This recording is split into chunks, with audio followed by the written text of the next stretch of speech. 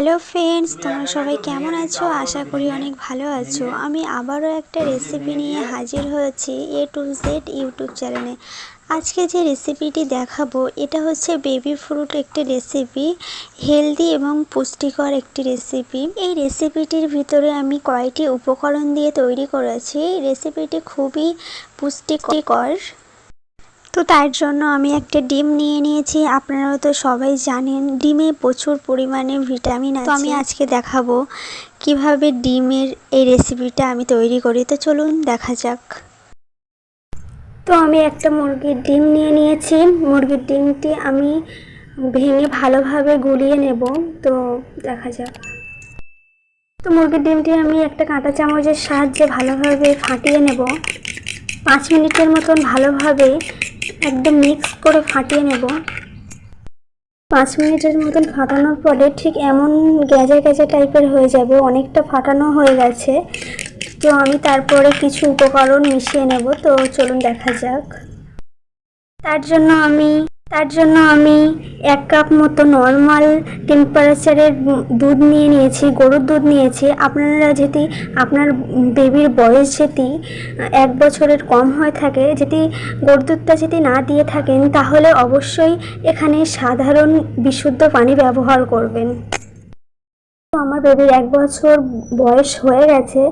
তো আমি 1 কাপ মতন দুধ নিয়ে নিয়েছি। আমি এর ভিতরে 2 চামচ মতো আটা ব্যবহার করব। আটাটা আপনারা এবং ময়দার আটা এবং আপনারা চাইলে ময়দার আটা এবং গমের আটা কিংবা চালের গুঁড়া ব্যবহার করতে পারেন। তো আমি আটাটা ভালোভাবে এইভাবে নাড়াচাড়া করে নেব। ভালো করে নাড়াচাড়া করে নিয়ে আটাটা ভালোভাবে মিক্স করে নেব, ভাবে যেন দলাটা না থাকে। আটা ভালোভাবে মিক্স করে নিয়েছি। আমি এর ভিতরে সেই ফাটিয়ে রাখা ডিমের অংশটা দিয়ে দেব। দিয়ে আবারও ভালোভাবে নাড়াচাড়া করে নেব।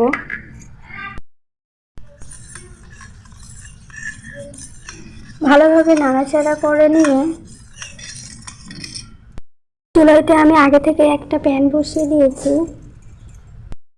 তো এর ভিতরে আমি অল্প মতো বাটার দিয়ে দেব। চাইলে বাটারের পরিবর্তে ঘিও ব্যবহার করতে পারেন। তো বাটারটা গলে গেলে গুলে রাখা ডিটেলসটা আমি দিয়ে দেবো এর ভিতরে।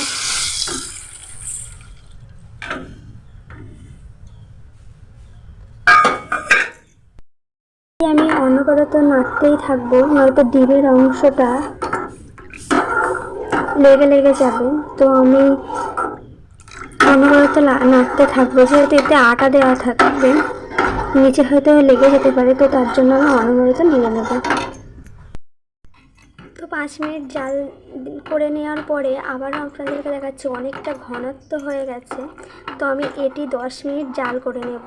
অনবরত আপনারা নাড়তেই থাকবেন, নয়তো এটা তলায় লেগে যাওয়ার সম্ভাবনা বেশিই থাকবে। তো তার জন্য অনবরত নাড়তেই থাকবে। আমি এটা 5 মিনিট জাল করা হয়ে গেছে, আর 5 মিনিট পরে আপনাদেরকে কেমন হয় দেখাচ্ছি। 5 মিনিট জাল করার পরে ঠিক এমন ঘনত্ব হয়েছে।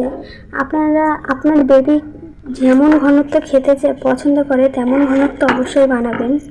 তো আমার বেবির জন্য এটাই পারফেক্ট। তো এর ভিতরে আমি কতটা উপকরণ মিশিয়ে নেব, চলুন দেখা যাক।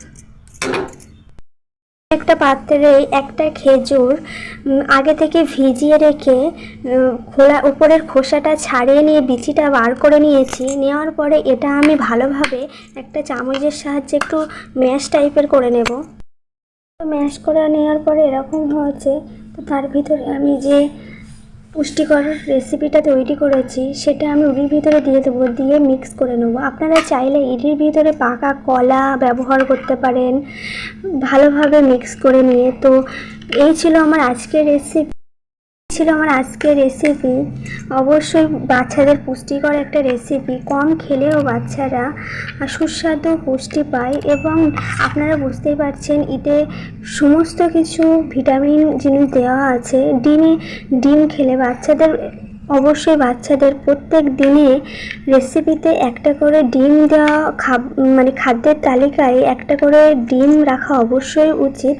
কিন্তু ডিম হচ্ছে আমাদের বাচ্চাদের ব্রেন ডেভেলপমেন্ট ভালো করে এবং তার সঙ্গে উচ্চতা বাড়াতে সাহায্য করে এবং দেখতেই পাচ্ছেন কতটা সুন্দর হয়েছে এবং অনেকটাই সুস্বাদু ভালো গন্ধ বার হচ্ছে। তো এটা আপনার বাচ্চা অবশ্যই মজা করে খাবে। তো দেখতেই পাচ্ছেন কতটা সফট হয়েছে, অনেকটাই সুন্দর দেখাচ্ছে। তো ডিম বাচ্চারা অনেক সময় খেতে চায় না, তো তার জন্য ভিন্ন ভিন্ন রকমের ভিন্ন ভিন্ন খাবারের সঙ্গে অ্যাড করে দিলে যা বাচ্চারা মজাদারভাবে খেয়ে নিতে থাকে। আপনাদের একটা লাইক, একটা সাবস্ক্রাইবার আমাদের নতুন নতুন ভিডিও বানাতে অনেক অনেক আশা জাগায়। Please subscribe my YouTube channel. Bye bye.